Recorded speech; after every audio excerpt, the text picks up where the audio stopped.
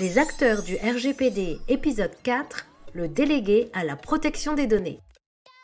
Je suis chef d'orchestre de la conformité, pierre angulaire du RGPD. Je peux être désigné depuis le 25 mai 2018.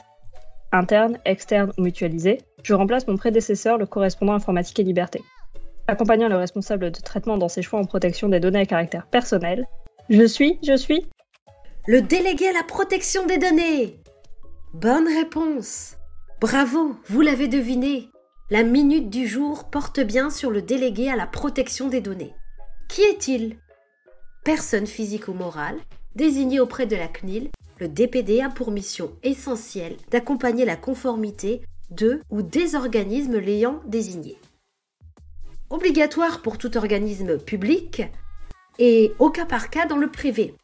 Il peut être interne, un salarié, externe, un prestataire, ou mutualisé pour plusieurs entités, dans le cas d'une holding par exemple. Quelles sont ses missions? Le DPD est un conseiller et un auditeur. Il est là pour contrôler l'application et le respect des règles RGPD. Il assure d'ailleurs la tenue d'une documentation RGPD. Cela inclut notamment le fameux registre des activités de traitement, le registre des violations de données à caractère personnel, les procédures nécessaires, etc. Ce super-héros de la conformité est un point de contact pour la CNIL. Il facilitera les échanges entre le responsable du traitement et la CNIL, mais aussi pour les personnes concernées, notamment en répondant à leurs questions. De quoi a-t-il besoin? Le DPD ne peut pas travailler seul.